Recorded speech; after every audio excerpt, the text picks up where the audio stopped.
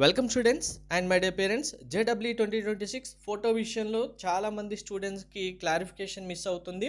99% students and parents కన్ఫ్యూజన్లో ఉన్నారు.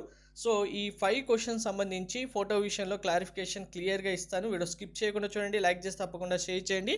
Complete guidance కోసం ఛానల్ సబ్స్క్రైబ్ చేసుకుని ఫాలో కూడా చేయండి. ఫస్ట్ వన్, ఆధార్ కార్డులో ఉన్న ఫోటో మీ అడ్మిట్ కార్డులో ఉన్న ఫోటో సేమ్ ఉండాల్సిన అవసరం లేదు. ఇది లైవ్ క్యాప్చర్ చేసింది కాబట్టి డిఫరెంట్గా ఉంటుంది, మీకు ఏ ప్రాబ్లం ఉండదు. సెల్ఫ్ డిక్లరేషన్లో ఏ ఫోటో మీరు స్టిక్ చేయాలి అంటే లైవ్ ఫోటో క్యాప్చర్ చేసింది అవసరం లేదు. మీరు జేఈ అప్లికేషన్ ఫిల్ చేసే టైంలో లాస్ట్ ఆప్షన్ డాక్యుమెంట్స్ అప్లోడ్ ఏ ఫోటో అయితే పాస్పోర్ట్ సైజ్ ఫోటో అప్లోడ్ చేశారో అదే ఫోటో ఇక్కడ స్టిక్ చేయాల్సి ఉంటుంది. దాంతోపాటు మీరు ఎక్స్ట్రా తీసుకెళ్లాల్సిన ఫోటో కూడా సేమ్ ఫోటోని ఇంకో ప్రింట్ తీసుకొని వెళ్ళండి.